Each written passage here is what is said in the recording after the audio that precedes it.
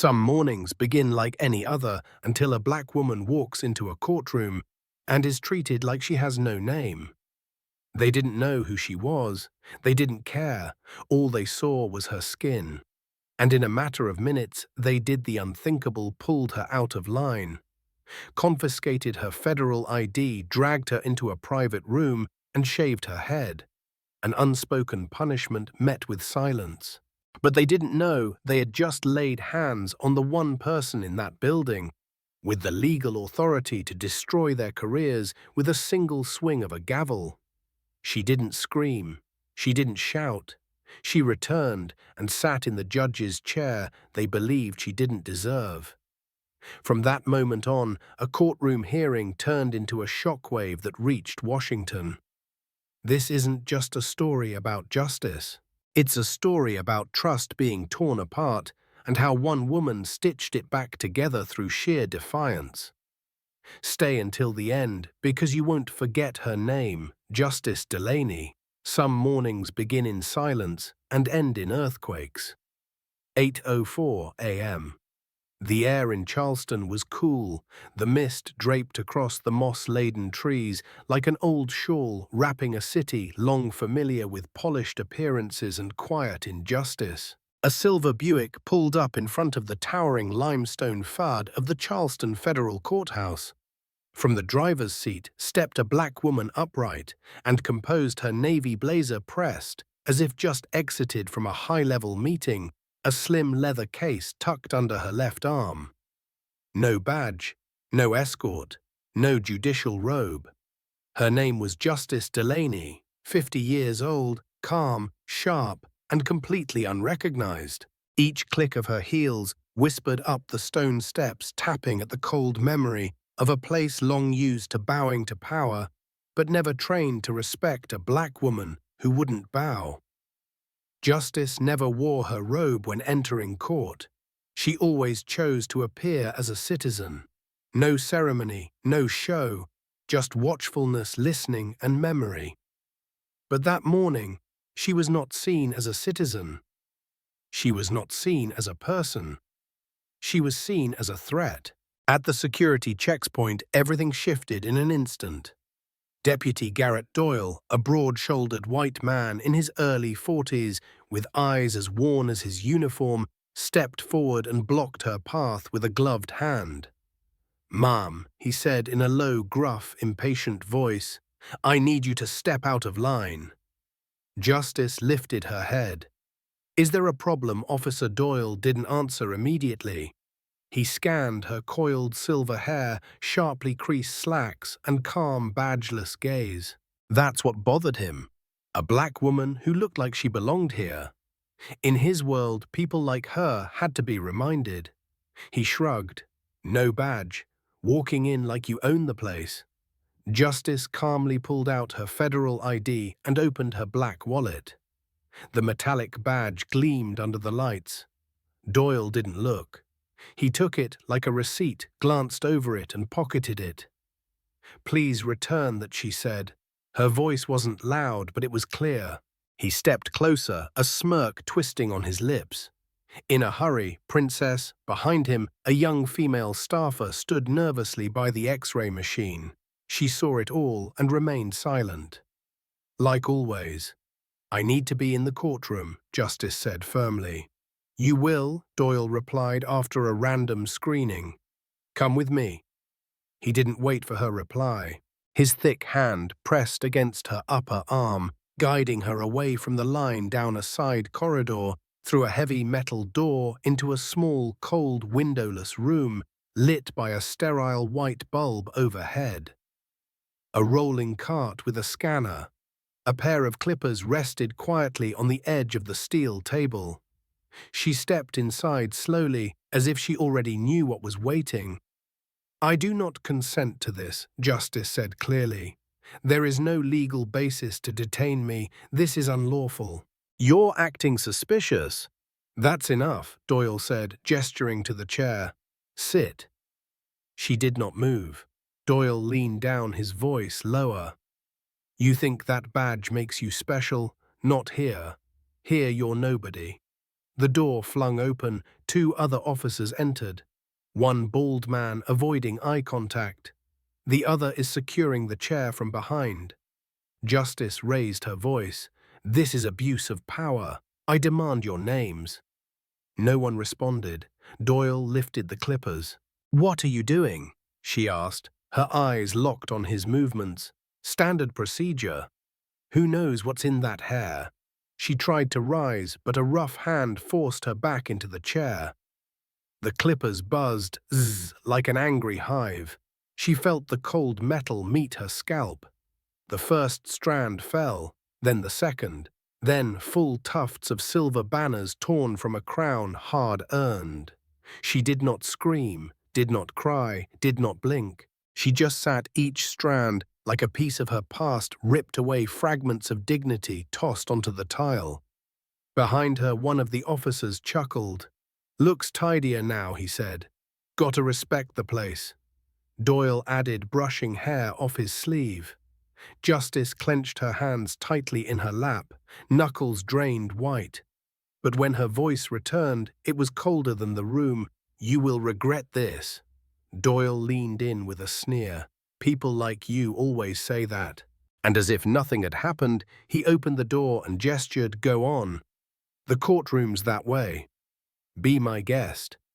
Justice stood. Her hand trembled slightly, but her chin stayed high. She walked out, didn't look back, didn't ask for her badge, just retrieved it silently from his desk, a quiet declaration, "I am still who I am." And with each step away from that room, she moved closer to a reckoning that men like Doyle, who thought she was nobody, would never forget. The hallway to the courtroom stretched wide and quiet, filled with the sterile air of places ruled by power, cold, clean, and indifferent. Justice Delaney strolled. Each step carried the chill of the room shed left behind each heartbeat, still echoing with the hum of the clippers, a sound of violation and the siren of an approaching storm. She passed two clerks. They looked up, saw the unevenly shaved head, saw her eyes sharp, not angry, then looked down as if not seeing it made it unreal. The courtroom doors loomed ahead, tall, dark wood, reaching the ceiling like a cathedral of solemnity. Justice paused, breathed deep, then pushed both doors open wide. Clack! The sound echoed through the vast chamber like a gavel strike, not from the bench, but from her presence alone. Every head turned. The room murmuring lawyers, whispering reporters typing, and plaintiffs chatting fell silent. They saw a black woman entering, hair half shorn, a blazer instead of a robe. No entourage and no announcement. Some frowned, some froze, others didn't understand. And then they noticed the judge's chair was still empty. As Justice walked, her heels rang clear past the defense tables, press benches, and people who had seen her dragged away moments ago and never realized who she was. Each step she took was a silent declaration, "I have returned, but this time in my rightful place." A lawyer dropped his pen, a clerk covered her mouth, and Garrett Doyle, the man who had dragged her away, stood at the side door frozen like stone. His face paled, lips parted, but no sound emerged. All traces of power once adorned him melted from his expression. Justice didn't stop. She walked straight to the judge's bench. The black robe was folded neatly on the armrest, untouched by anyone. She didn't ask for help. Slowly, deliberately. She put it on like armor. No one spoke. No one moved. Not out of obligation, but because they couldn't take their eyes off her. Justice adjusted the collar, smoothed the sleeves, and then looked to the court clerk. "Is today's docket ready?" Her voice calm, steady, not loud, resonating through the chamber like a command. The clerk swallowed. Yes, Judge Delaney." Justice nodded gently, then sat. The leather seat let out a faint creak, as if Justice had returned to its rightful place. She lifted her chin, not looking at Doyle. She didn't need to. Her silence was the first verdict. We begin with Case 2371F, United States, for Charleston Police Department. Charges include abuse of power, assault, and violation of civil rights. Are all parties present? Yes, Your Honor. A chorus of voices responded, layered with tension and confusion. Some still didn't understand how the woman who had been dragged away that morning was now seated at the highest bench in the room. But others understood and trembled. Justice opened the file, eyes steady on the page, hands flipping through each sheet. No one dared speak. No one dared cough. No one dared forget they had let this happen before them. Justice Delaney didn't need to raise her voice, didn't need to pound the gavel, didn't need a grand declaration to own the room. She just needed to be. And today her presence was unraveling the familiar order this place had long operated under. The hearing began like any other. The prosecutor read the charges. The first witness, a young man injured during last year's protest, recounted how he'd been forced to the pavement and struck with a baton. The defense attorney objected.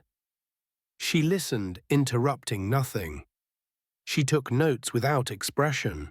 But every time her eyes swept across the room, witnesses faltered, as if they weren't just testifying, but being measured for truth. Then the second witness, a white nurse, shared how she was stopped and threatened by police while trying to help protesters. Her testimony was calm, clear, emotionless, even as her trembling hands betrayed her. Justice asked nothing, just waited. When the nurse left the stand, Justice set her pen down, lifted her gaze, and looked out across the courtroom. The court will recess for 15 minutes. People began to stir. Reporters left their seats. Attorneys whispered, and sighs of relief escaped like survivors of a storm's first wave. But then she spoke again, her tone casual, like calling a number. Before we break, I request Deputy Garrett Doyle to step to the center of the courtroom. No one moved.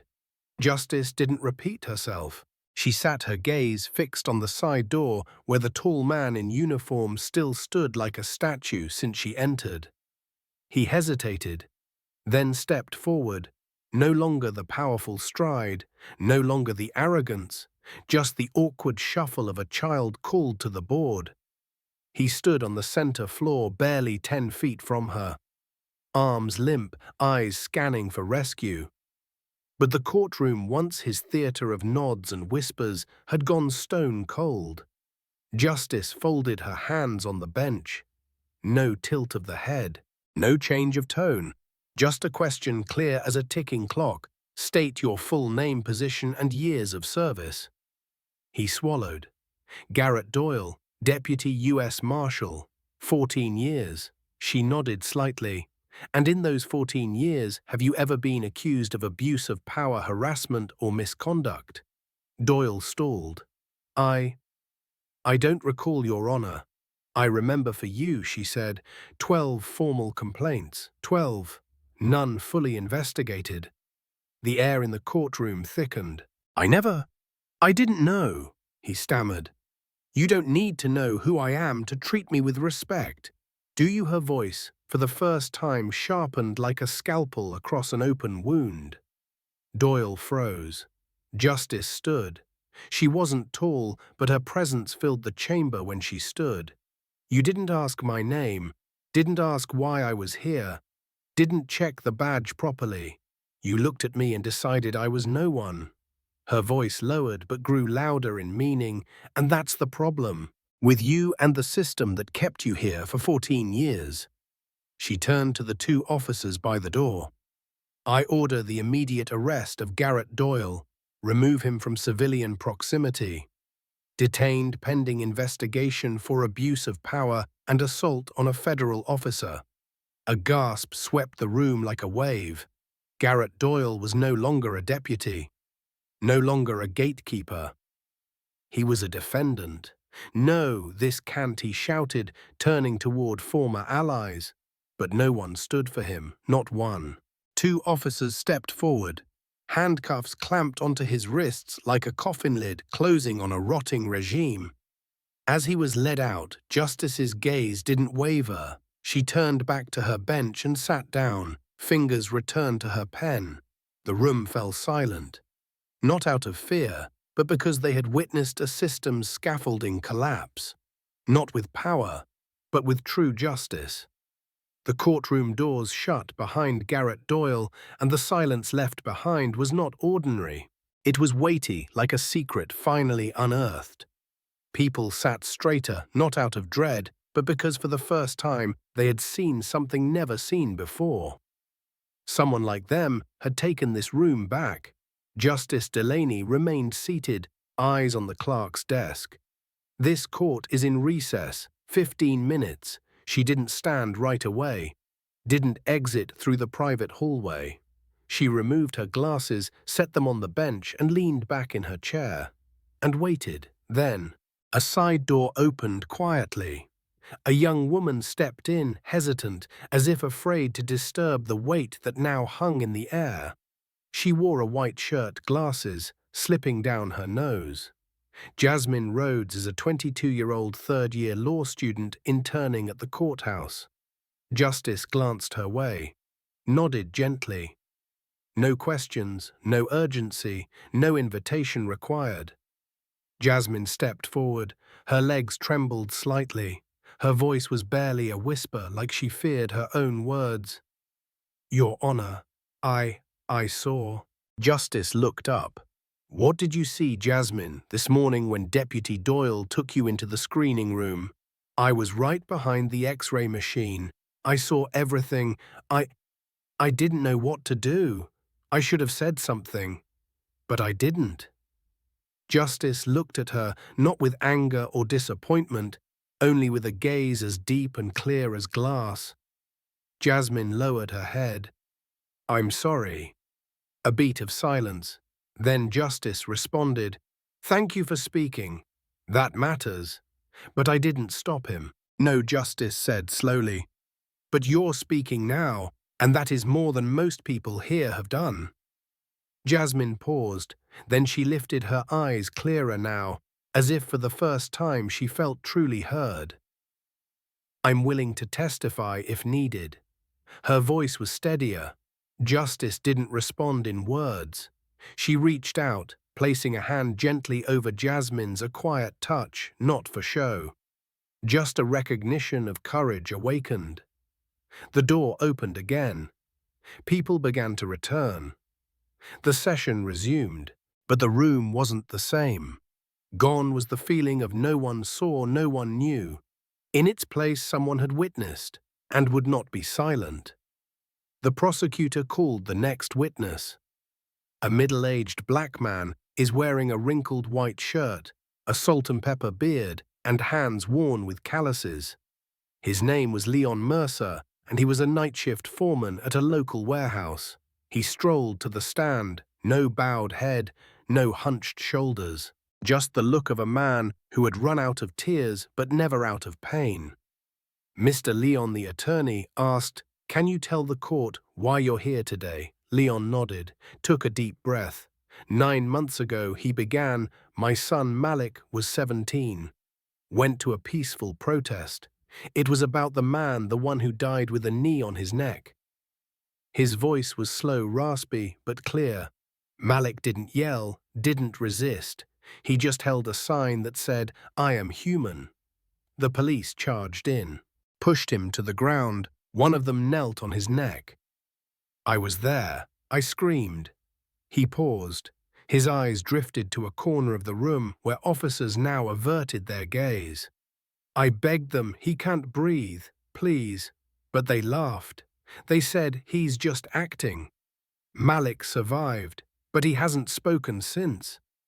His vocal cords ruptured. Every word now hurts. Some in the courtroom turned away. Others bowed their heads. A journalist quietly dabbed at her eyes. Justice Delaney didn't move, but her gaze seemed heavier than the air itself. Leon continued, "They never apologized. No one was punished. If that video hadn't leaked, they'd still say we made it up." He looked straight at the bench. "Judge Delaney, I'm not here to regain my son's voice. I know that can't happen. I just want someone to listen. And if today's that day, then these 9 months of silence weren't wasted." Justice bowed her head. Then she spoke not as a judge, not from the seat of authority, but from somewhere deeper. "You have been heard."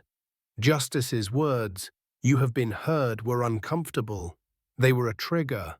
The room designed for order and control trembled quietly, not in sound, but in the shifting of every eye. Leon Mercer stepped down from the stand, passing the defense tables, his gaze grazing each officer who had once dismissed his son, a silent nod toward those who denied the truth. No one met his eyes. Justice watched him the whole way. A few moments later, she turned to the clerk. "Well, recess for another 10 minutes. She stood for the first time since ordering Doyle's arrest, but she didn't take the private exit for judges. She descended. Down the very aisle walked plaintiffs' attorneys and witnesses. People stepped aside not because of her title, but because of the quiet weight she carried like a current beneath their feet. Justice stopped before a group sitting in the back row, faces that had never spoken, but whose eyes carried more than any affidavit. An older woman in a headscarf, a young man with a mask covering most of his face, a small uncle hunched over, clutching a weathered folder. Justice nodded. Then she spoke, not loudly, not preachy, just like someone drawing from a deep well. "If any of you were ever mistreated by Doyle or someone like him, this is the time. Not for revenge, but to reclaim your name. If you wish to speak, I will listen. This court will listen." And then a small hand lifted, the woman in the headscarf. Her eyes were brimming. "He once searched me, right in the hallway. In front of my daughter," she whispered. A voice echoed from behind me, too. I was pulled from the line because my coat was too baggy.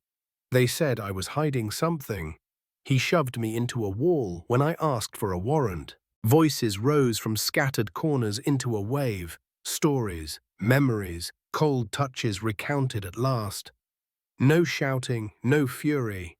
Just the truth was released after too many years and swallowed down. Some had once laughed out of fear and stayed silent out of shame, believed they weren't worthy of belief. But now, as they looked at Justice Delaney, scar still fresh on her scalp, head held high, they realized their silence had protected no one. The more silent they were, the stronger their hands became. A young reporter turned on her recorder. This time, no one told her to stop. A clerk approached, taking down names. No one avoided. No one hid. Justice stood among them, not recording, not taking notes, and just listening, like a ritual, because in that room, what had just been restored wasn't faith in the law. It was faith in being heard. What was restored that day wasn't faith in the law, but faith in being heard. Later that afternoon, Justice Delaney's private office. Sunlight from the western window stretched across her wooden desk, sliding over stacks of open case files until it came to rest on a large yellow envelope, the kind used for internal court records. No stamp, no courier, just placed there quietly when no one was watching. On top, handwritten, confidential internal records. Justice sat down. Her fingers trembled, not from fear, but from a sensation judges rarely admit, a loud, instinctual alarm. She opened the envelope. Inside were all 12 formal complaints filed against Doyle over the last 15 years. Each one a pain committed to ink. Each one dismissed, closed, stamped, unsubstantiated. And at the bottom of every form, a signature. A name she never thought she'd see. Judge Wallace Carrington, the man who mentored her. The man who lifted her from municipal court to the federal bench. The man who once said, "Justice, you are the future of this judiciary. Stand firm.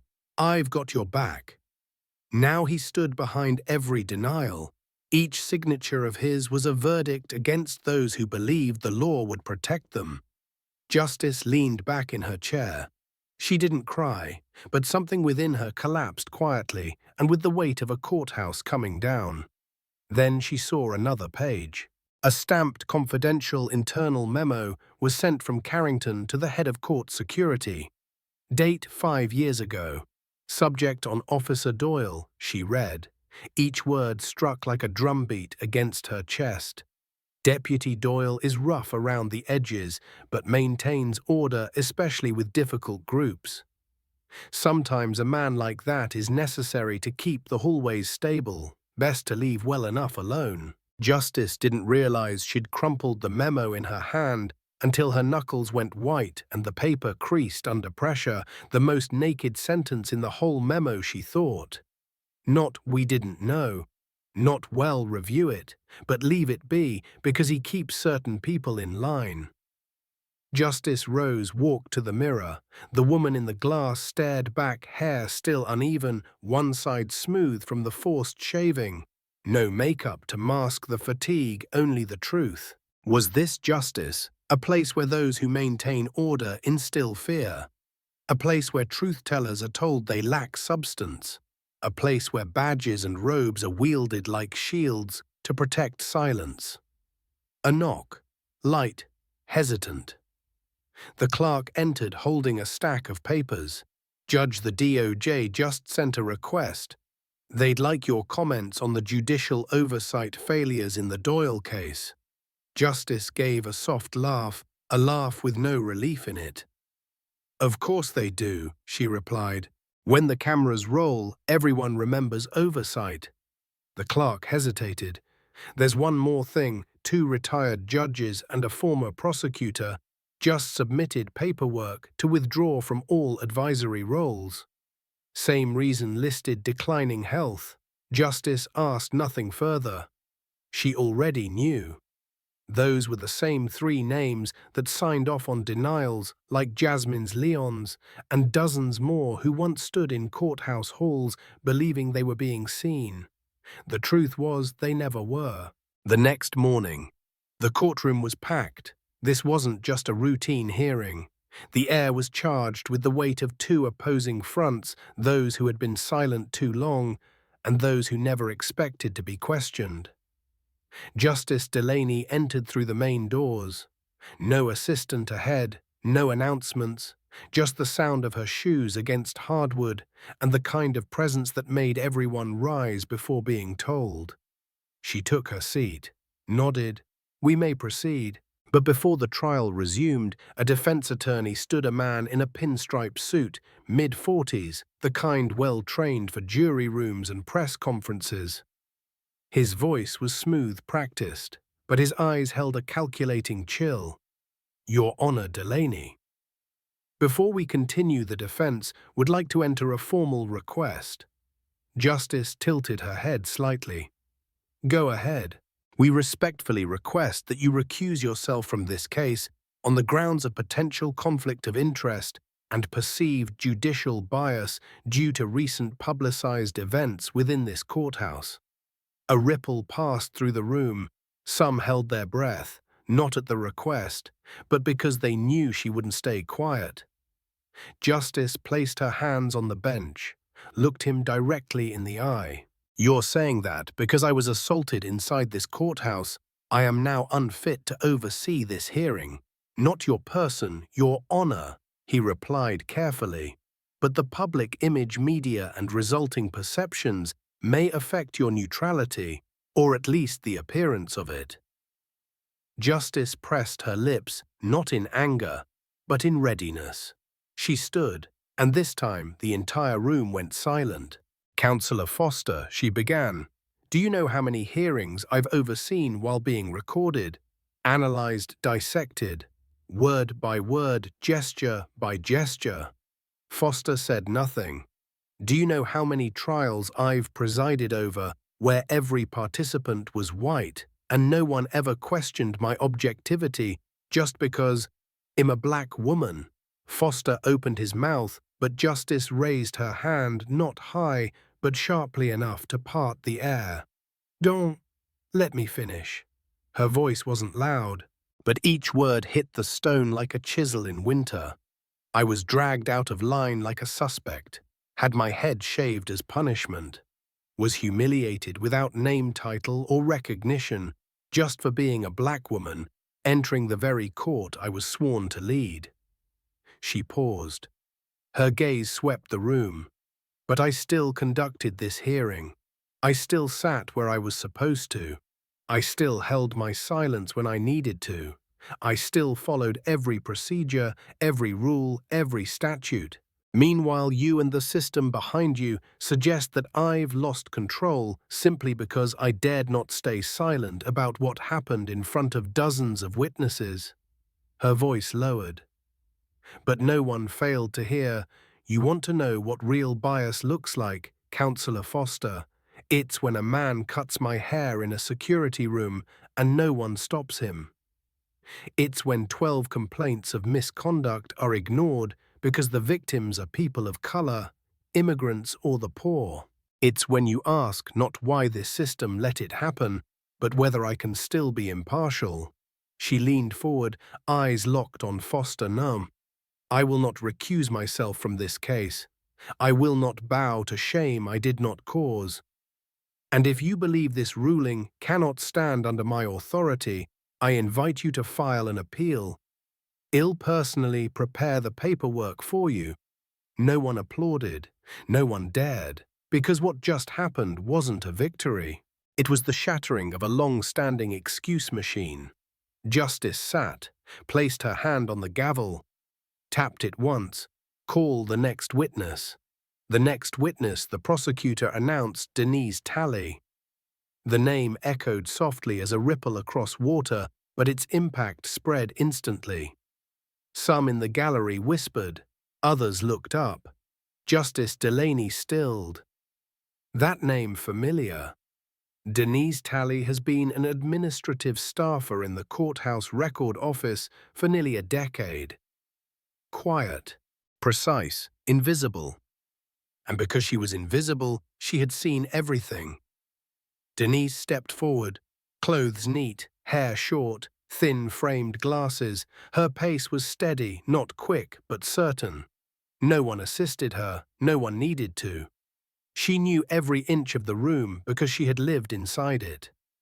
Silently, but awake. She took the oath, sat, adjusted the mic, and looked up. Ms. Talley, the prosecutor, began. "How long did you work here?" 8 years in records, she replied. 5 years before that in intake. "During your time, did you handle any complaints involving Deputy Garrett Doyle?" She met the question head-on. Didn't blink. 12 formal complaints, at least 25 informal ones. A quiet ripple passed through the courtroom. "Can you explain what happened to them?" Denise leaned forward slightly. Her voice wasn't loud but solid, as if each word had been distilled from years of being swallowed.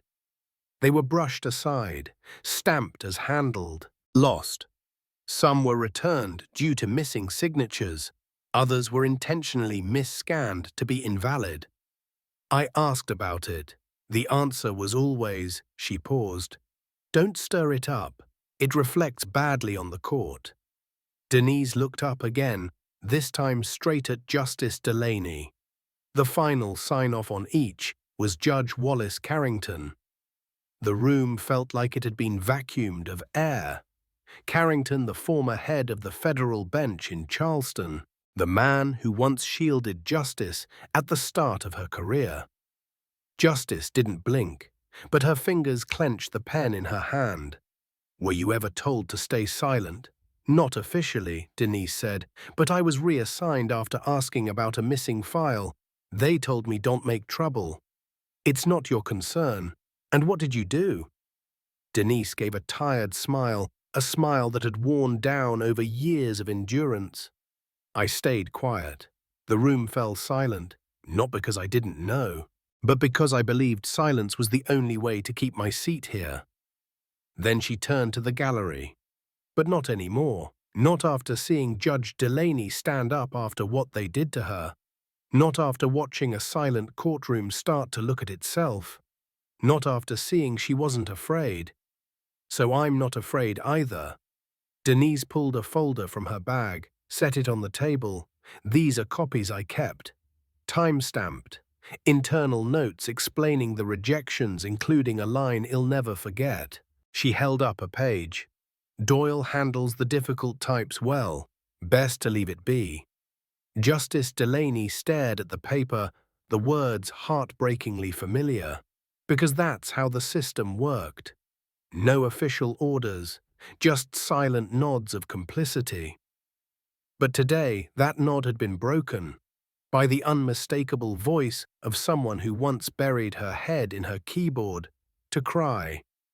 The courtroom had barely recovered from Denise Tallis' revelations when the next name was called. Marshal Dennis Reed. There was no need to explain who he was. Everyone knew. I have been retired for nearly 10 years. Former U.S. Marshal, protecting federal judges and maintaining courtroom order, especially in sensitive cases. He had once walked these very halls, and now they were filled with voices that he had never answered. He walked with the limp remnants of an injury from a 2001 takedown. His hair was silver, glasses rimmed with steel. In his hand, an old baseball cap. Justice Delaney watched him approach, not with a greeting or expression. There was no need. She already knew what he was about to say had been owed to the truth for decades.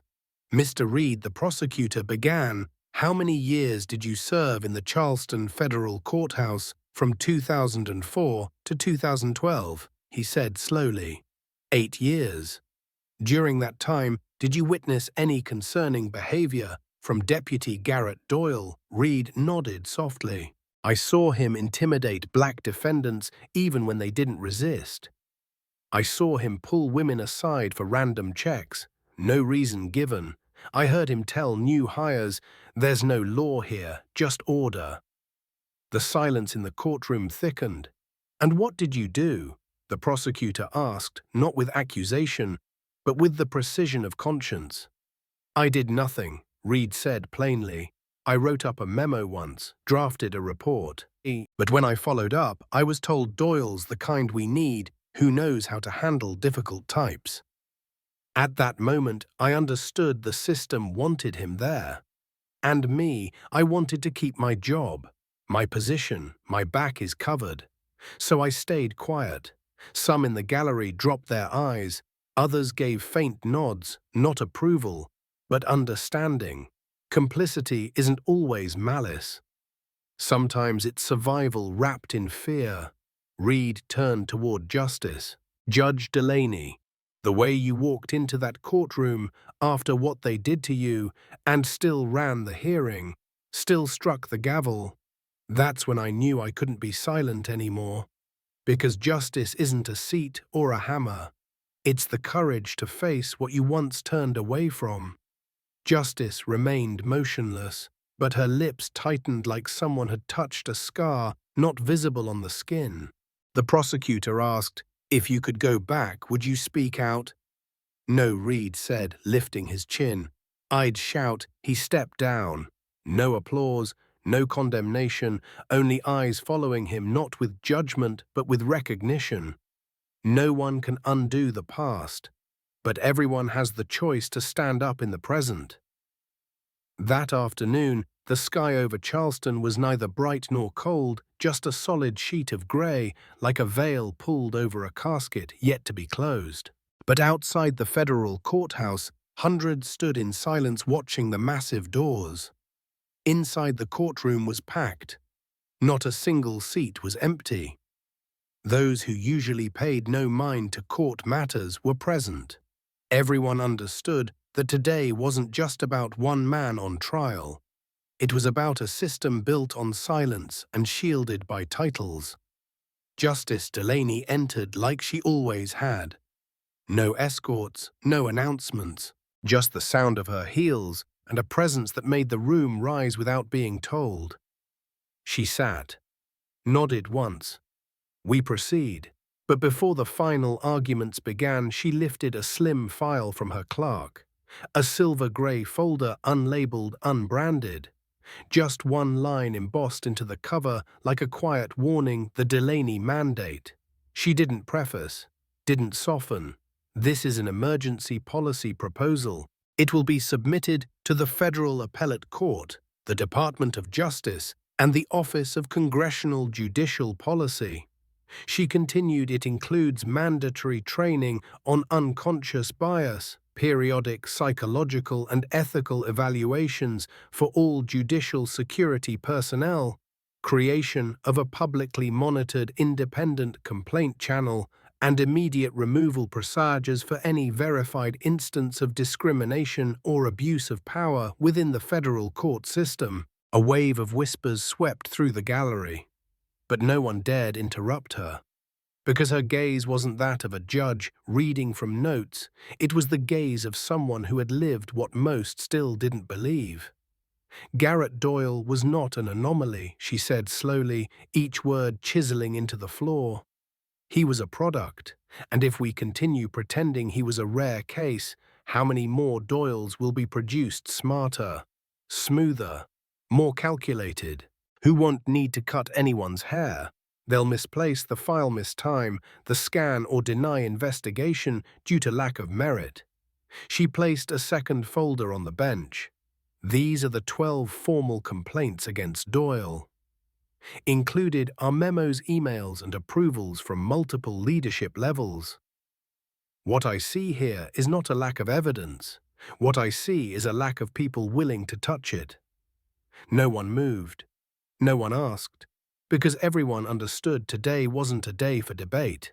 Today was a day for reckoning. Justice Delaney turned to the clerk. Bring in the defendant. The doors opened. Garrett Doyle entered no longer in uniform. Just a middle-aged man in beige prison attire, head bowed, shoulders slumped, wrists shackled. Gone was the swagger of the man who once ruled the hallway. All that remained was a ruin exposed under daylight. Justice didn't look at him with rage, only the quiet stare of someone who had survived the storm. Garrett Doyle, she said, this court sentences you as follows: 6 years in federal prison for abuse of power, 5 years for civil rights violations, 1 year for obstruction of evidence, total 12 years in federal custody. He didn't raise his head, didn't protest, didn't plead. But she added, that is only the legal portion. As for the human cost, you spent your career deciding who deserved respect and who didn't. You believed yourself untouchable because the system stood behind you, and for a while it did. But not today. She nodded. 2 officers approached. Shackles clinked. Doyle was led away. No applause, no scorn. Just a silence so deep you could hear paper shift across desks. Justice didn't look back. She gently pushed the Delaney Mandate forward on the bench and lifted her gavel. What comes next, she said, is the redefinition of what these black robes stand for. Not power, not prestige, but responsibility. No one praised her, no one needed to. Because everyone present knew they hadn't just witnessed a verdict. They had witnessed a beginning. That evening the rain had stopped, but puddles remained across the grey stone steps in front of the federal courthouse, mirroring the last glimmers of daylight as it filtered through moss-draped trees. Justice Delaney stepped outside. No wig, no scarf, no lowered head to conceal the raw patch where hair had once been.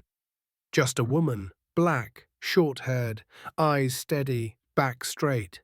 She stepped down the steps just as she had walked up her first day as judge, unafraid, unapologetic, uninvited. There were no reporters, no cameras, no red ribbons. Just people. A small group waited silently.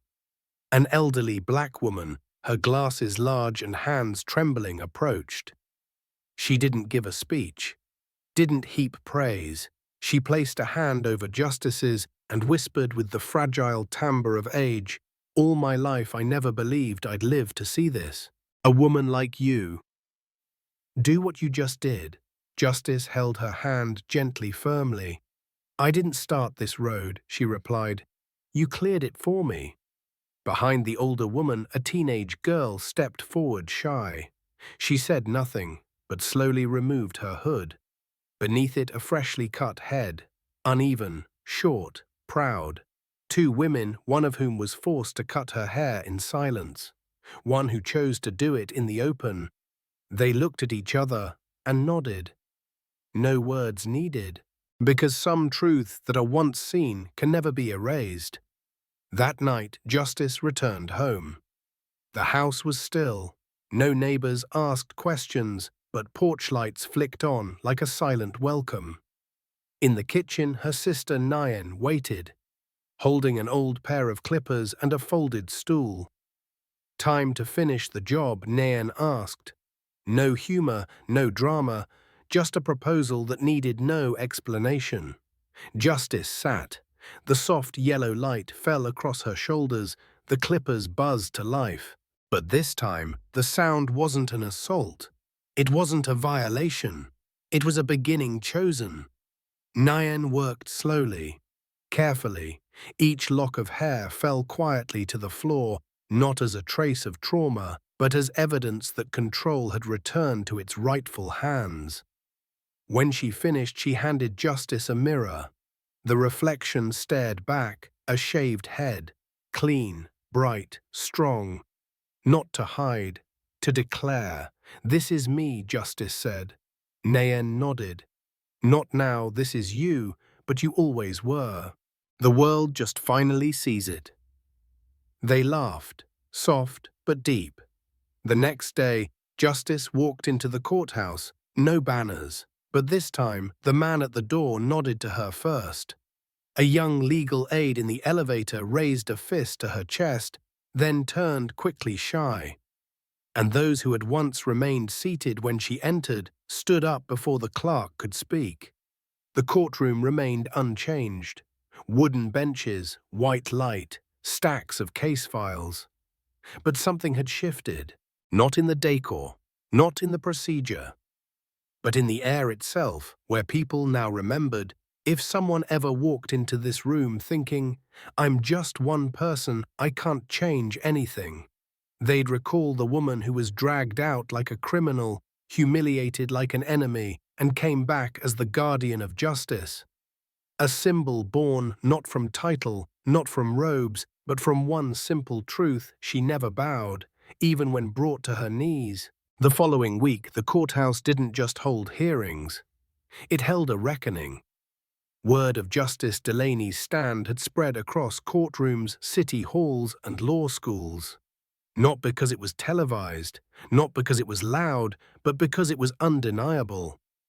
Inside, Justice walked the same halls, but whispers had turned to nods. Avoided gazes now lingered, some still looked away, but fewer. In her chambers, a delegation from the Department of Justice awaited. They sat quietly as she entered without scripted greetings or formality beyond what respect demanded. The lead representative stood. "Judge Delaney, the department has reviewed your mandate. We would like to begin implementation." Justice didn't react. She just opened the folder. Page by page, she laid out the blueprint: bias training, oversight protocols, independent complaint channels, a whistleblower protection unit. By the end, the delegation had stopped taking notes. They just listened, because what they heard wasn't policy. It was a lived experience crafted into change. Weeks passed, and slowly the shape of the system began to shift. Not dramatically, not instantly, but undeniably. At one courthouse in Atlanta, a new protocol required body cams for all security checkpoints. In Seattle, a young law student cited the Delaney Mandate in a debate about judicial reform. In Detroit, a judge suspended proceedings to investigate a rejected complaint pattern. The ripples were small, but they spread. Justice Delaney didn't claim credit. She didn't give interviews, didn't appear on morning shows. She just kept working. Until one day she stood before a packed auditorium at a law school. Students from every background filled the seats, notebooks open, phones silenced. She didn't start with a quote, didn't mention the day she was dragged away. She just said, "There will be moments in your career where the law and justice are different. And in those moments, you will have to decide who you are." Silence. Then a single hand went up. A first-year student, shaky voice. "How do we know we're ready for that moment?" Justice looked at her, and for the first time in weeks I smiled. "You won't," she said. "But if you listen when no one's speaking, stand when no one else will, and tell the truth when everyone wants you to lie, you'll know you belong in that room." That night, a photo of her at the podium circulated online. The caption wasn't official. It wasn't from any news outlet. It was from a student. She walked back into the fire and built a door for the rest of us. And so the name Delaney, once whispered through marble halls with dismissal or disdain, now meant something else. Not because she changed the world all at once, but because she reminded me that silence is not safety, and that dignity is not something you're given. It's something you keep, even when they try to strip it away. When Garrett Doyle was led out of the courtroom, no one clapped. No one shouted, "Justice has been served," because everyone present that day understood this wasn't the end. It was a warning shot aimed at a system long built on silence. And it was also the first declaration from someone who never needed praise to do what was right. Justice Delaney didn't preach. She didn't cry. She didn't tremble. She walked out of the courthouse, head shaved, back straight, eyes locked on the young people watching her silently, as if her presence alone whispered, "You don't need power to change the system. You need never bow your head." And if this story made your chest tighten somewhere deep inside, don't let it fade away like just another video. If you like it, please share it with someone who needs hope. Subscribe to the channel because more stories like this are waiting to be told.